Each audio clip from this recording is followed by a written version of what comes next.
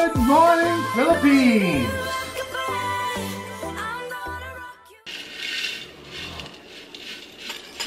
Ito na naman tayo! Welcome sa the vlog, guys. Welcome sa ating araw-araw na gawain. So, ngayon, ang ingay ng hagok ni Mister, yung nahilek. So, ngayon, bago natin umpisahan yung araw, so, kakain muna ako ng cereal. So, yon. At saka yung almond, hindi ko na-realize na wala na pala. Buti na lang meron sa baba. So, tapusin na lang natin yan. Mukha, oh. Mukha pa yan? Mukha ba yan? Okay, mukha ba yan, ha?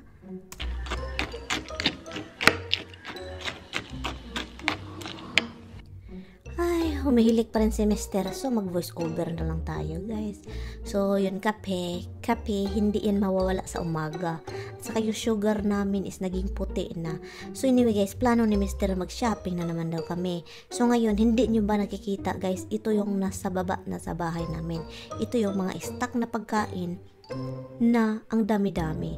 And then, parang hindi pa rin, parang kulang pa rin. So, ngayon, ipakita ko sa inyo na ang daming stock sa bahay. And then, gusto niyang mag-grocery na naman. Ang dami kong rice nandun sa baba. Ang daming canned food. So, paano ba yan namin kainin, guys? Tulong naman kayo. Punta kayo dito sa bahay, guys. Kainin natin ito lahat. Kasi naluluka na ako sa dami. Yung rice, lalo ako nitong tataba. Dahil sa rice na ang dami-dami. Ilang pounds ba yan? Aray, masakit sa tainga yung ingay ng cellophane na frozen, ha. So ngayon, naghahanap ako ng shrimp frozen. So yun yung tami, ang daming paper towel na kahit saan-saan lang. So ngayon, hugasan ko yung kanina.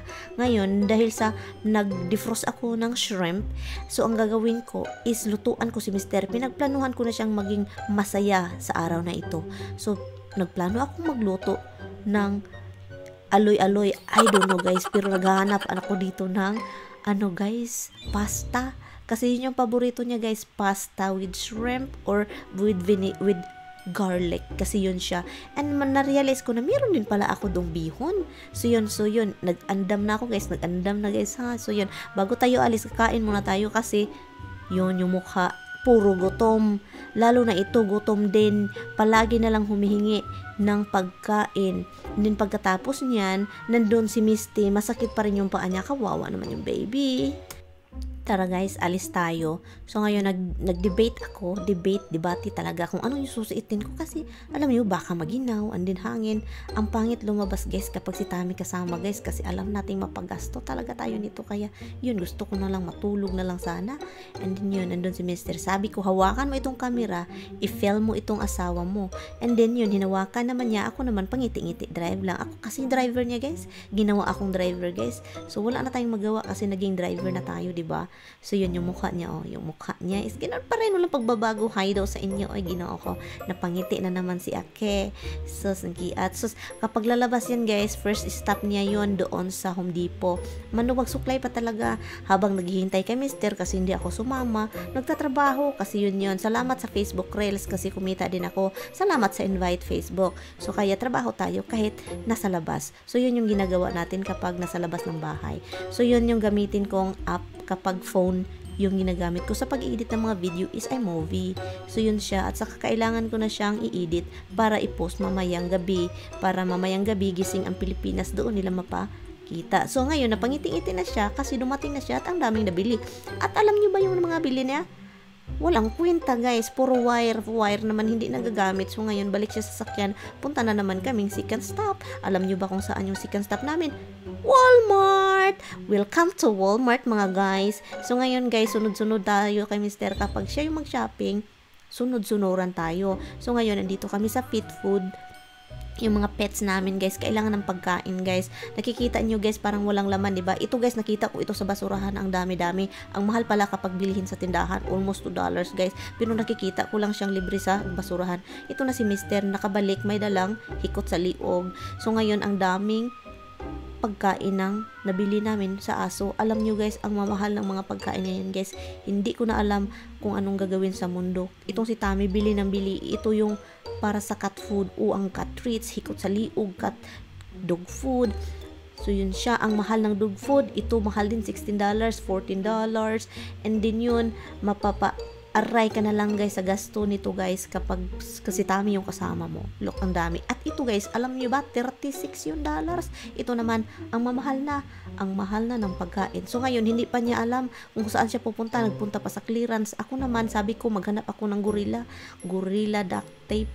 Alam nyo, yung Gorilla duct tape ang mahal guys, 15 guys. Ito na lang $5. Look, $15. Ang mamahal ng Gorilla, binibili mo yung pangalan, hindi yung duct tape. Yung pangalan yung binibili mo. So ngayon ako, sunod na naman ako kay Tami kasi plano naman niya bumili ng mga damit. At alam nyo naman, kung nakita nyo yung closet niya, punong-puno ng damit at saka pantalon na may tag pa, hindi nagagamit. Habang bumibili siya guys, sabi ko, punta ako doon, hindi na ako makalitos. Okay? So yun yung gusto kong bilhin, pero sabi ko $12 each, hindi ko yun kayang bilhin. Mahal yan guys, mahal. Maganda sana para sa bulaklak kong fake naman. So ngayon, hanapin natin si Mr. Andito siya. Hindi pa niya alam mo anong bibilhin niya. So look, so ngayon, hintay na tayo kasi ganyan nakakaboring kapag siya yung kasama. Hintay tayo na hintay, hindi nakabalik. Pagkatapos nito, hanapin natin kung saan kung meron na siyang nakuhang gustong bilhin. So andito siya, nakita niya ako, tinawag ko siya. Sabi ko, andito ka na, anong bitbit mo?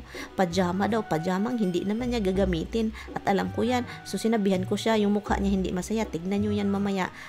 Sinabihan ko siya, loko, nag-react pa. So ngayon naghanap kami ng mga cheese. Ito na naman, nadagdagan yung binibilihin namin. Naghanap siya ng itlog kasi kahit hindi siya nagluluto ng itlog, bili pa rin kami. So ngayon, tignan nyo guys, ang daming nabili, ang daming napunta sa cart. So ngayon, it's time to pay. Naluluka ako kung magkaano yung gasto niya. $359.89. Naluluka ako, kayo na lang mag-convert sa piso. So ngayon, tinitignan niya bakit mahal. Tinitignan niya yung receipt. So bakit mahal itong nabilhin ko?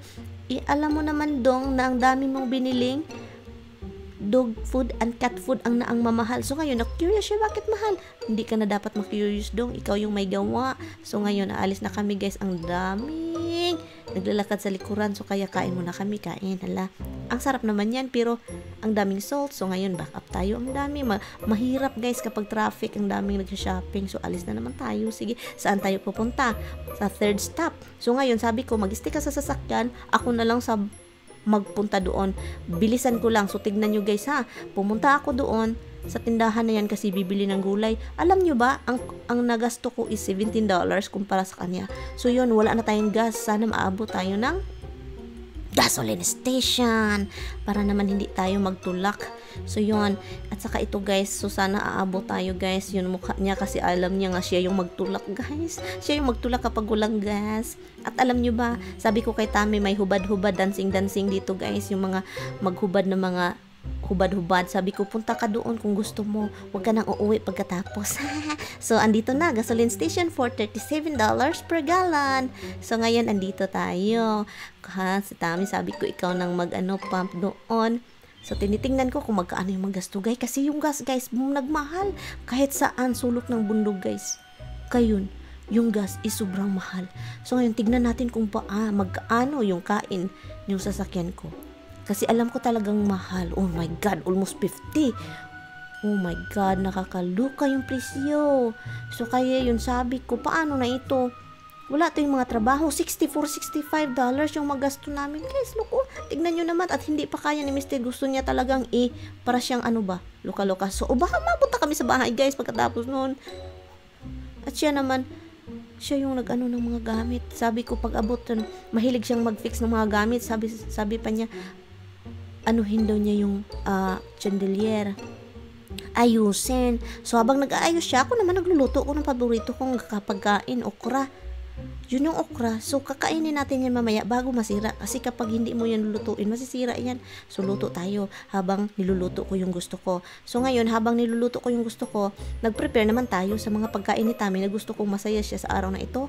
Diba? Sabi ko, lutuan natin siya ng shrimp at saka spaghetti. So yun, i-prepare natin para hindi siya maging malungkot, 'di ba? Kasi nalungkot siya kasi ang daming nabili at ang mahal nang napagasto siya. Sabi pa niya, nag-request siya sa gulay. Gusto ko yung gulay may ginger. So, yun, dinagdagan ko ng ginger, guys. So yun yung gulay na gusto niya. At alam naman niya tong shrimp. Alam niyo tong mga puti, guys. Ayaw nila kumakain ng mga isdang may buto. At lalo na itong shrimp, may shell siya. So, kinukuha ko siya isa-isa. Ganyan ko kamahal yung asawa ko. Isa-isahin natin, kukunin natin yung shell ng shrimp para laging masaya lang siya. So, yun lang guys. Hinihingal na ako dito sa pagbo-voice over. Ang ingay kasi guys ng bahay kapag nagba-vlog. So, ngayon, voice over. So, ngayon, hinihingal na ako at sana nag-enjoy kayo sa mga kalokohang ito. So, yun. Para naman tayong aning ito na, luto na tayo guys. Hinihingal na ako guys. Ang bilis-bilis kong magkilos guys. Nalulukan na yung mundo. So ngayon habang, okay, ang ginawa ko, nagboil ako ng tubig habang niluluto ko yung shrimp. So yun, ang una is garlic. Yun, kasi garlic, buttered garlic po itong shrimp na ginawa ko guys. And then, yun, na-brown na yung garlic. Nilagay ko na shrimp. Alam nyo ba, gusto ko yung maanghang na pagkain. Para naman, yung puwet ni Batman is iyak, di ba? Kasi, ito guys, paprika guys. Nilagyan ko ng maraming paprika, alam nyo ba? And then, ang next kong ginagawa guys is Old Bay seasoning. Hot din, spicy din. So, maluluka ang puwet ni Batman ito guys. Sir Tommy, yung puwet mo dong. So, yun, niluluto ko na siya, guys. Alam nyo ba, guys, lagyan natin ng konting asin, paminta. Parang napadami yung asin. Ginawa ko paminta. And then, yun lang yung gawain, guys. And then, pagkatapos niyan, kunin natin siya, ilagay sa bowl. Hindi sa toilet bowl. Diyan guys, diyan natin siya ilagay guys. Nahulog yung isa. Pagkatapos niyan, tikman natin yan mamaya. Ipatikim natin kay Sir Tommy kung anong sa tingin niya, kung okay ba yung spicy or what. So yun yung gagawin natin ha. Sige, ipatikim natin ha. Nga, kainin. Lamunin mo ito dong, lamunin. Oo, wag mong hawakan. Ako yung hahawak. O sige, lumamon siya guys. Tignan natin, balikan natin kung okay ba sa kanya. Okay daw sa kanya guys. So ngayon guys, ang gagawin natin habang nagbo-boil yung tubig, so yun, magpa-brown naman tayo ng garlic. Alam nyo ba guys, pepper flake man ata yun yung nilagay ko. Kasi hindi pa guys, kailangan natin talaga siyang maging spicy para yung puwit ni Batman talaga pupula, okay? So yun, na-boil na yung tubig, nilagay ko yung pasta. Ganyan lang guys, masaya na si Mister sa mga ganitong pagkain, basta pasta. Ay, hinga-hinga muna ako konti guys ha. Kasi wala na ko hangin. So guys, nilagay ko na yung pasta doon. And then, nilagay ko din sa ibabaw yung shrimp. Ganyan lang. Hiwa-hiwala yung pagkaluto. So pagkatapos niyan, i-mix mo lang siya. And then, hiyain mo agad para hindi ma-overcook yung pasta. Kasi guys, pag ma-overcook yung pasta, ang tigas guys, ang pangit guys. Ilang beses ko na yan naranasan guys, ganitong luto. So yun, diba? Ang ganda niya. So ngayon, bilis. Pagkatapos niyan guys, alam nyo ba kung anong toppings? Cheese. Kasi cheese ang pinakamasarap dyan. And then kapag kakain na naman si Mr., lagyan na naman yan ng cheese. Kasi ganyan yan sila. Mahilig sa cheese, mahilig sa pasta. So yun. And then, ito pa, gusto nating masaya si Mr., diba? Ito yung Chinese bok choy. Yun, niluluto ko siya, yun niya siya. And then ako, meron akong ginamos. And then si Habs, gutom. And then yun, si Mr. masaya sa pagkain niya. Yun, masaya siya. And then ako, napagod ako sa kakaluto. And then nagpa-fireplace ako dahil maginaw sa bahay sa kwarto. So ngayon, natutulog na ako guys kasi napapagod na. So ngayon, ipahinga na natin itong boses ko guys kasi pagod na rin guys. So guys, natulog na tayo guys. Salamat sa inyong panonood guys. Sana nagustuhan ninyo itong voice over guys na ang nakakapagod din pala sa hininga guys. Yung bibig guys, nakakapagod. Sige na guys, good night na guys kasi bukas na naman. Okay guys, salamat.